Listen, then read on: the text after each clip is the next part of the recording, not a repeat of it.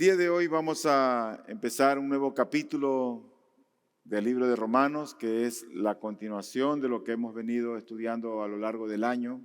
Y vamos a entrar al capítulo 9.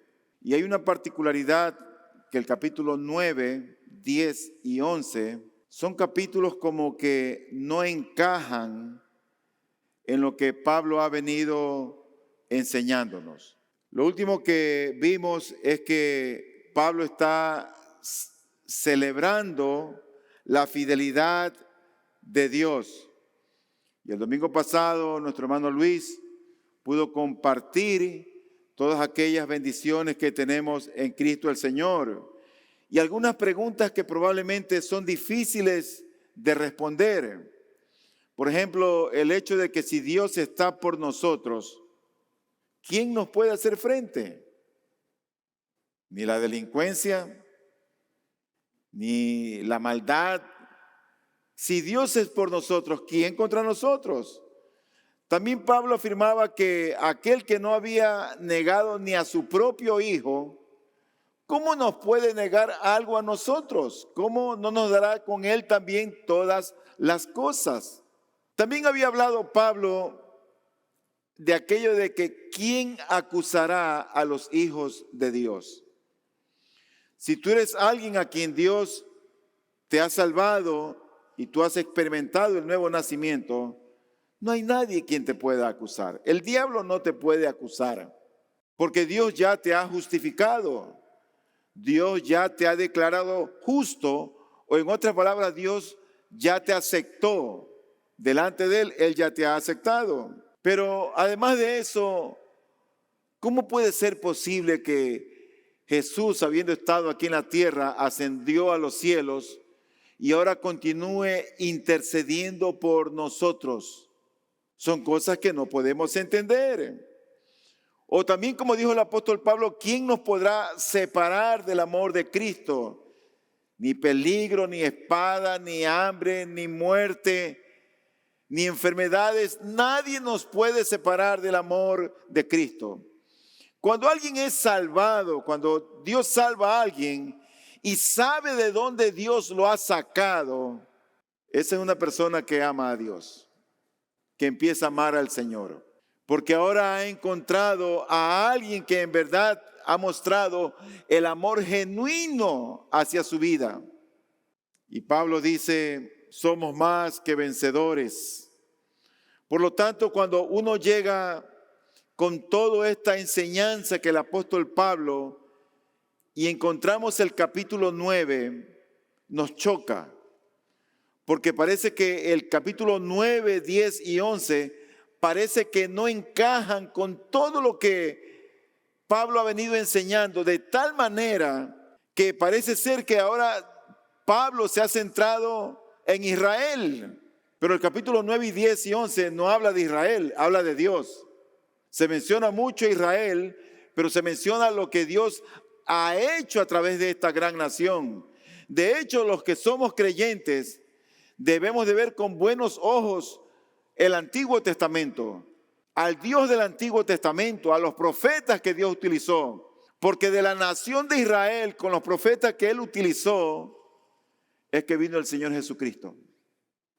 Por eso, para entender quién es Cristo, uno tiene también que entender parte de lo que es el Antiguo Testamento. Ahora, el tema central del libro de Romanos es el Evangelio de Dios. Ese es el tema central. Las buenas nuevas que Dios envió en el Antiguo Testamento y que había utilizado a los profetas para anunciarlo por medio de las Sagradas Escrituras.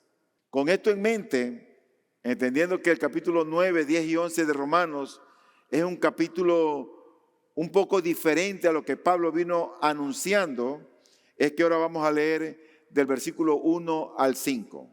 Leemos Romanos 9 del 1 al 5, donde dice lo siguiente. Digo la verdad en Cristo, no miento, dándome testimonio mi conciencia en el Espíritu Santo, de que tengo gran tristeza y continuo dolor en mi corazón.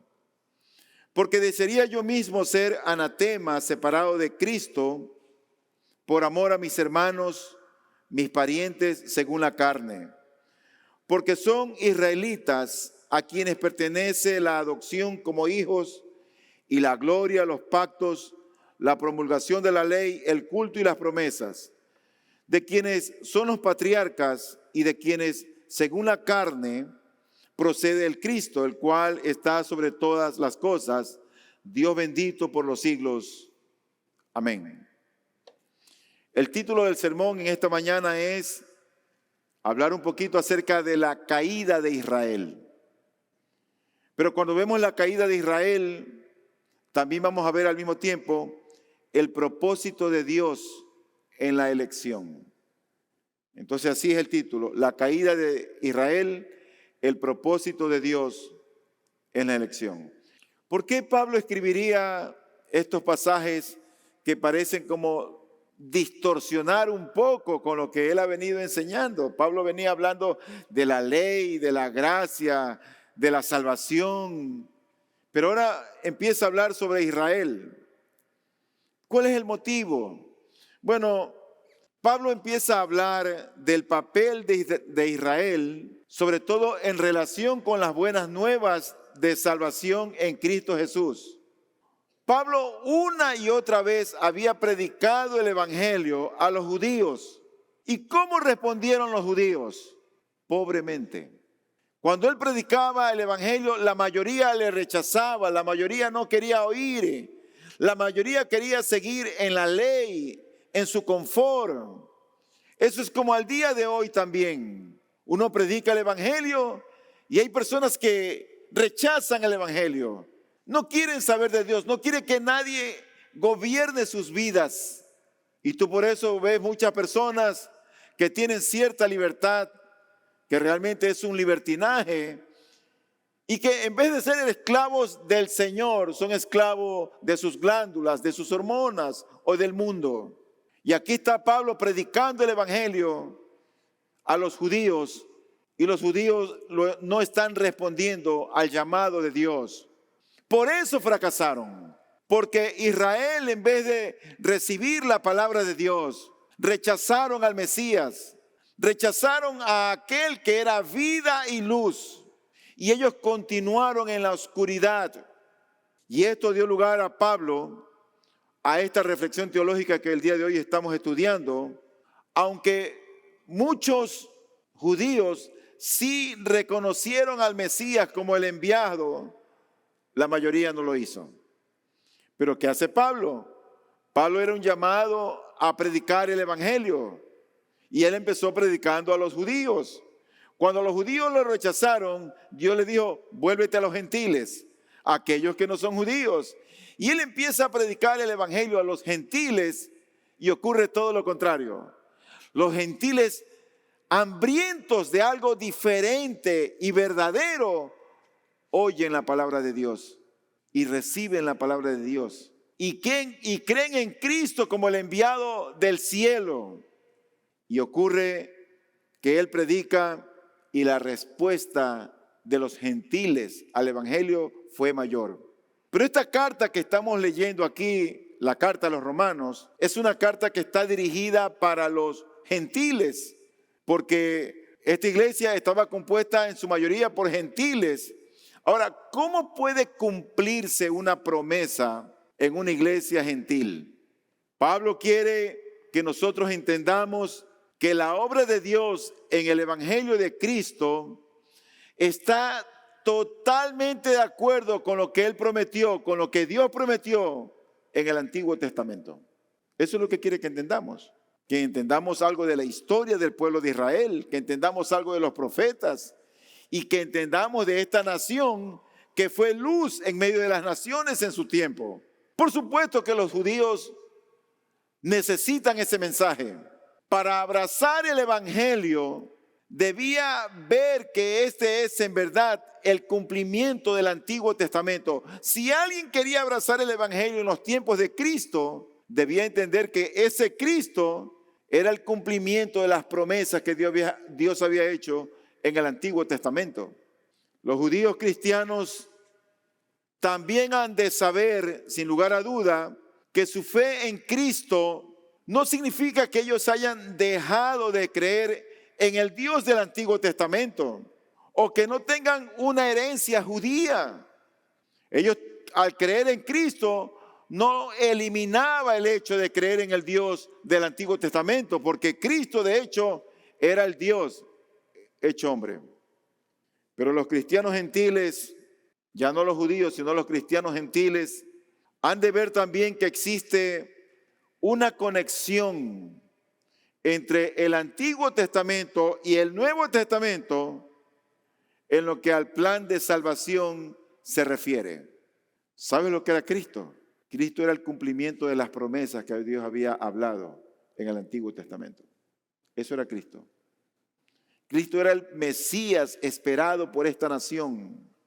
Los gentiles en aquel tiempo son una mayoría en la iglesia cristiana primitiva, tanto en Roma como en el resto del imperio.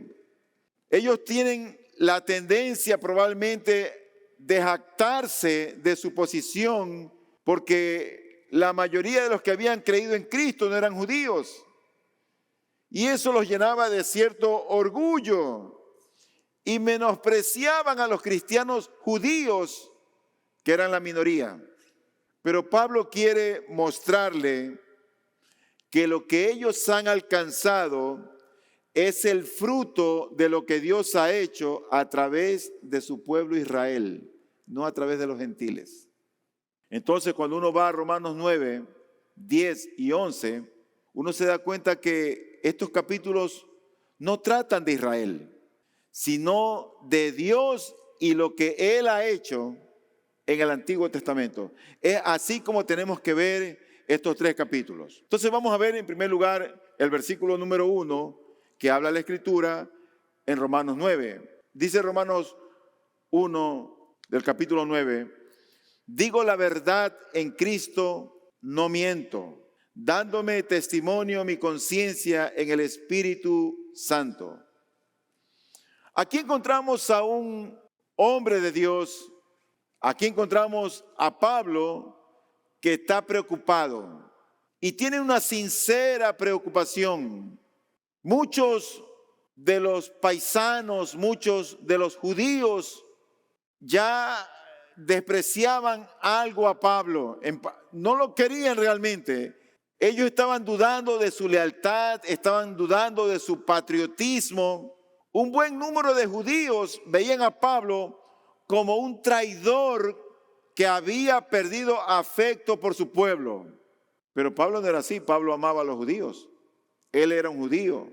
De hecho, Cristo fue un judío. Y dice, y él empieza afirmando una verdad en el sentido positivo y algo también, una verdad en el sentido negativo. Porque él dice, digo la verdad en Cristo, positivo. Y luego dice, no miento. Dice otra verdad ya en sentido negativo.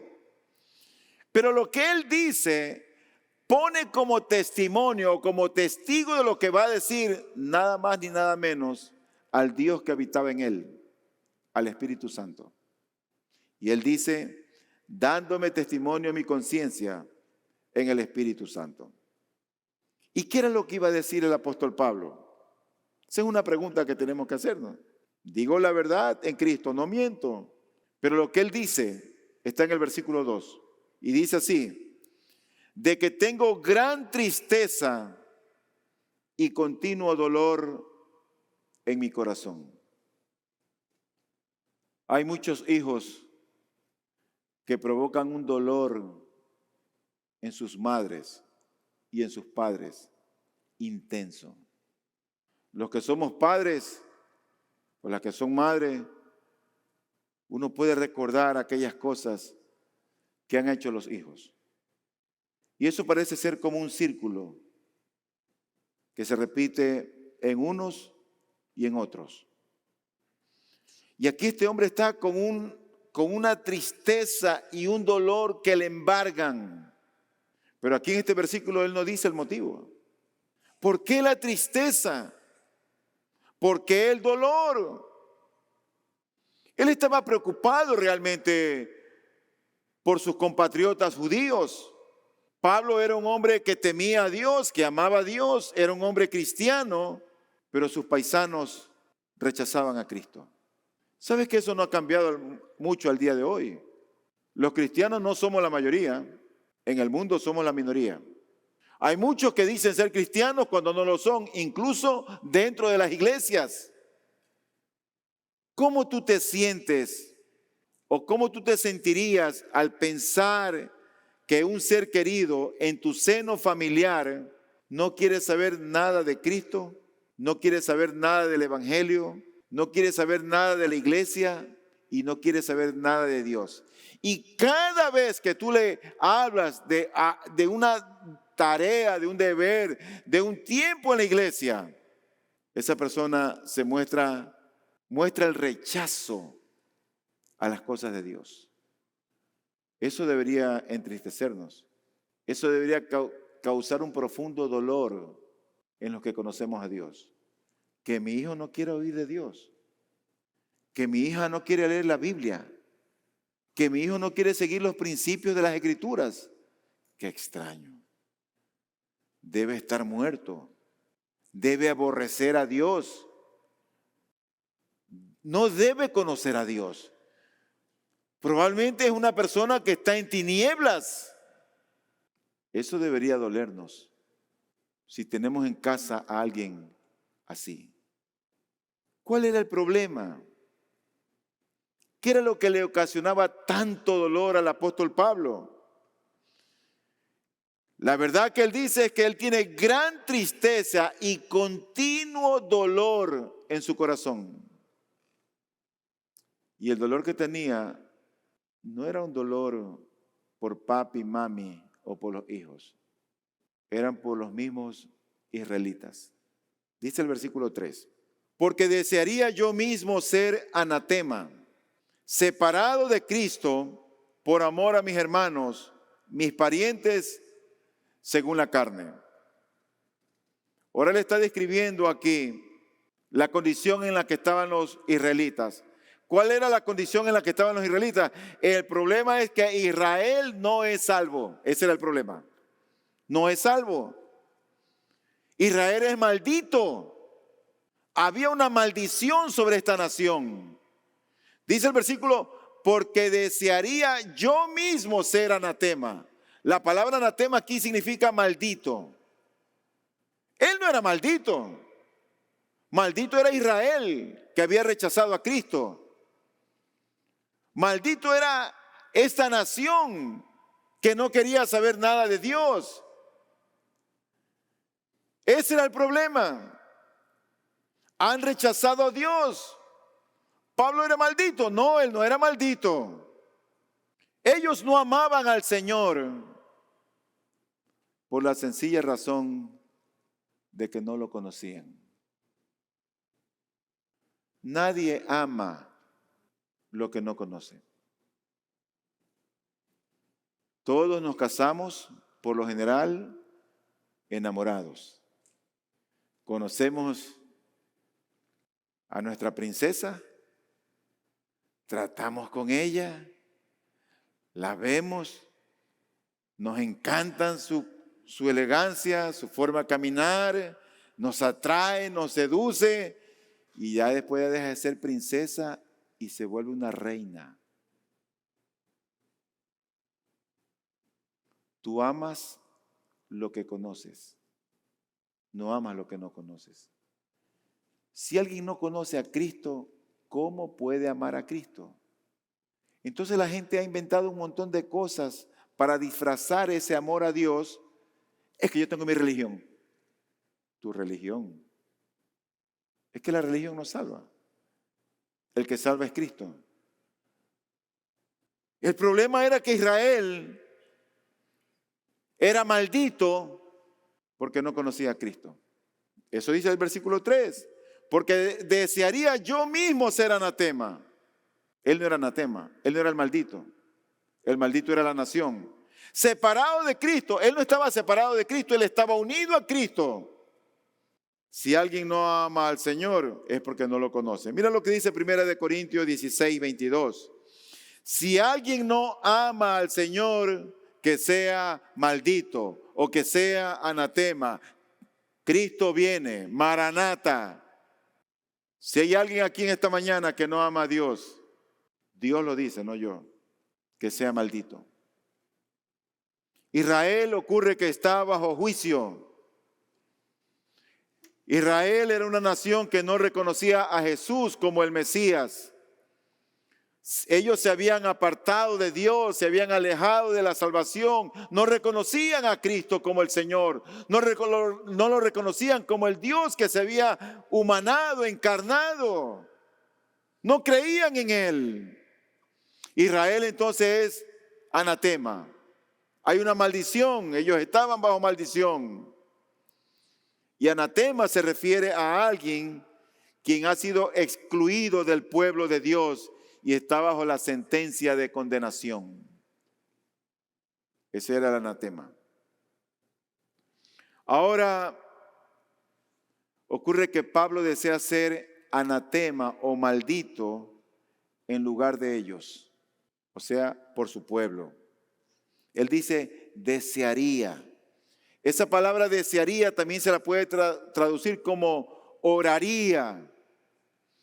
Y esa era simplemente una forma de indicar el profundo amor que Pablo sentía por sus compatriotas, por los judíos.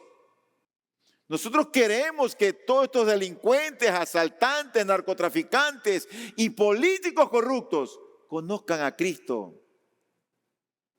Esa es la solución.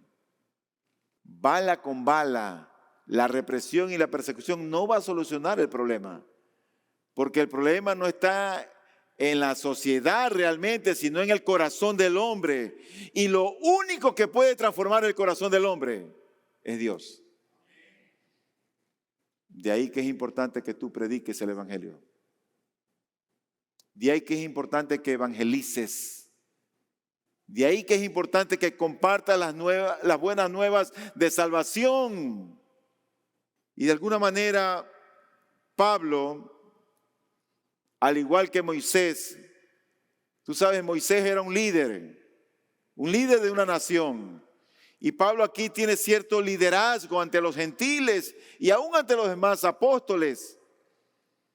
Así como Moisés era un líder, Pablo era un líder. Y así como Moisés fue un mártir, Pablo también era un mártir. Pero Pablo fue un poquito más allá. Parece ser que Pablo veía a Moisés como un ejemplo digno de imitar, como alguien a quien seguir. Mira lo que dice con respecto a Moisés, Éxodo 32:30. Dice la Biblia, al día siguiente Moisés dijo al pueblo, ustedes han cometido un gran pecado y ahora yo voy a subir al Señor. Quizá pueda hacer expiación por su pecado. Entonces volvió Moisés al Señor y dijo, ay, este pueblo ha cometido un gran pecado. Se ha hecho un Dios de oro. Pero ahora, si es tu voluntad, perdona su pecado y si no, bórrame del libro que has escrito. ¡Wow! Él está dispuesto. Si era la voluntad de Dios, por supuesto que no era esa la voluntad de Dios. Pero él está diciendo a Dios, Señor, perdona el pecado de mis paisanos. Y si no, bórrame del libro de la vida. Pablo, igual que Moisés, se identifica con su pueblo y está dispuesto a sufrir la condenación con ellos si Dios así lo quisiera. Como dije, parece tener a Moisés como modelo de intercesión. Pero al mismo tiempo Pablo va un poco más allá que Moisés y se ofrece sufrir la maldición de Dios en lugar de Israel. Él está dispuesto a sufrir por amor a sus hermanos. Eso significa en lugar de sus hermanos. Dice la Biblia que no hay mayor amor que este, que uno ponga su vida por sus hermanos. Por eso dice el versículo 3, porque desearía yo mismo ser anatema, separado de Cristo por amor o en lugar de mis hermanos, mis parientes, según la carne. Pablo era un hombre que amaba a su prójimo y no quería la perdición de ellos. Y eso le causaba dolor, tristeza. Y por eso predicaba el Evangelio. Cuando tú predicas el Evangelio, eso es una señal de que te causa dolor ver al que está afuera sin Cristo y sin esperanza. Para mí no hay mayor alegría cuando yo veo que mandan en el grupo de los miembros, las hermanas, evangelizando, compartiendo el Evangelio. Pero hay otros que están aquí, que tienen años en el Evangelio y que no los veo que nunca evangelizan. Deberías de analizar tu vida espiritual. Si en verdad tú amas a tu prójimo como Cristo los ama a ellos. Porque ellos están aguardando una palabra buena, una buena nueva de salvación. Dice el versículo 4 del capítulo 9, porque son israelitas a quienes pertenece la adopción como hijos y la gloria, los pactos, la promulgación de la ley, el culto y las promesas. ¿Sabes que esta nación de Israel, yo siempre he sido un creyente de que cuando alguien conoce a Dios, cambia tu forma de pensar, cambia tu forma de ver la vida, cambia tu forma de conducirte en la vida, cambia hasta tu forma de hablar, cambia tus hábitos. Y queremos ser como Cristo y no podemos, porque aún hay un pecado remanente en nosotros. Pero lo que sí es cierto es que cuando Dios se revela a alguien, esa persona nunca más vuelve a ser la misma. Hace de él una nueva criatura. Hace de él una nueva creación. Y Dios toma a esta nación y esa nación, ¿sabe lo que recibe? Muchas bendiciones. Porque tenemos un Dios que bendice. Y entre el capítulo 4, entre el versículo 4 y el versículo 5, Dios menciona 8 bendiciones que resaltan en lo que Dios ha hecho en esta nación de Israel. Dice que pertenecen a la adopción como hijos, a la gloria, los pactos, la promulgación de la ley, el culto, las promesas, los patriarcas, y de ahí procede el Cristo. 8 bendiciones extraordinarias que no las tenía ninguna otra nación para los judíos, los israelitas. Y la mayoría de ellas ya son conocidas. Pablo ahora describe a sus compatriotas judíos desde el punto de vista de las promesas divinas. Y él les llama porque son israelitas. Cuando los judíos hablan de sí mismos, nunca dicen ellos, yo soy judío. ¿Sabes cómo dicen? Yo soy israelita. Así hablan ellos. Y como israelitas que son, ellos han sido bendecidos de distintas formas y maneras. Y aquí hablan de muchas, pero solamente quiero referirme a 2. Porque las demás son muy elocuentes y sabemos lo que significa. Pero una de ellas es la adopción. ¿Sabes lo que significa la adopción en el Evangelio, no es cierto? Dice la Biblia que cuando uno viene a Cristo, Él nos adopta como hijos. Entonces, Él ahora es mi Padre. Y el cristiano tiene un Padre en los cielos a quien puede clamarle y decirle, papito lindo, ayúdame. Padre celestial, te necesito. Ahora, Él puede clamarle porque es hijo de Dios. Y ha sido adoptado por Dios. Y Dios ha hablado así acerca de los cristianos gentiles. Porque tú todo eso lo encuentras en Romanos 8:23, que está hablando a los gentiles. Tú lo encuentras en Efesios, que está hablando a los gentiles. Pero dice la Biblia que también los judíos han percibido o han recibido o pertenecen a la adopción. igual que los cristianos. Pero también habla aquí de la gloria, porque son israelitas a quienes pertenece la adopción como hijos y la gloria. ¿Y qué es la gloria? La gloria se refiere a la presencia de Dios con el pueblo Israel. ¿Sabes? El cristiano, yo pienso que a veces puede estar solo en su casa. O parece que está solo en el trabajo. Parece. Pero Dios está con él. Esa es nuestra gloria. Que Dios está en nuestros corazones. Que Dios vive en nosotros. Y con esto llegamos al último versículo, porque hoy el sermón es corto. Y dice el versículo 5, de quiénes son los patriarcas y de quienes según la carne procede el Cristo, el cual está sobre todas las cosas, Dios bendito por los siglos. Amén. Ahora Pablo describe dos bendiciones finales que disfruta Israel. Dos bendiciones preciosas. Dice, ¿de quiénes son los patriarcas?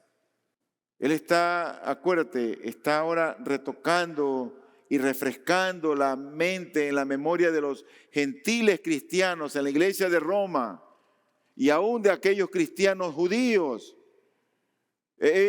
Un momentito, no te olvides de los patriarcas, no te olvides del Dios del Antiguo Testamento, no te olvides de los profetas, porque Cristo es el cumplimiento de todo lo que Él habló y dijo en el Antiguo Testamento. Eso es lo lindo de la teología, porque cuando conocemos la teología entendemos mejor a nuestro Dios. Y cuando tú comprendes más la Escritura, amas más a Dios. Los patriarcas. ¿Qué importancia tienen los patriarcas? Sobre todo refiriéndonos a Abraham, Isaac y Jacob. Sobre todo a ellos. Bueno, la importancia de los patriarcas no radica en los patriarcas mismos. No radica la importancia en ellos, sino en el hecho de que Dios estableció un pacto solemne con ellos. Y ese pacto tendría una vigencia perpetua, para siempre, permanente, entre Dios y sus descendientes. Dios le dijo a Abraham, serán en ti benditas todas las naciones de la tierra. Ahí está el patriarca Abraham, Isaac y Jacob. Pero yo pienso que la bendición más preciosa de la que disfrutan los judíos es la última que aquí se menciona. Y dice, de quienes son los patriarcas y de quienes según la carne, o sea, según la humanidad, según la naturaleza humana, procede el Cristo. Procede el Cristo. Esta fue la mayor bendición que se le pudo dar a esta nación, el Mesías. Según la carne, surgió del pueblo de Israel, porque Cristo fue un judío. Pero desde el punto de vista divino, Él es más que un hombre. Él es Dios. Él es Dios. Dice el texto, según la carne, procede el Cristo, el Mesías, el enviado, el prometido. Y luego añade esta descripción y dice, el cual está sobre todas las cosas. ¿Sabes que el Dios de quien yo te estoy hablando en esta mañana es un Dios soberano? Es un Dios que reina. No hay nada que esté por encima de Él. Él es sublime, Él es majestuoso, Él es glorioso, Él es todopoderoso. Por eso dice el texto, el cual está sobre todas las cosas. porque de Él, por Él y para Él son todas las cosas. A Él sea la gloria por los siglos de los siglos. Y de quienes según la carne procede el Cristo, el Mesías, el enviado, el prometido. ¿En dónde radica la bendición sobrenatural? Bueno, de que ese enviado era el mismo Dios que dejaba su trono y se humillaba haciéndose hombre para nacer de una mujer llamada María.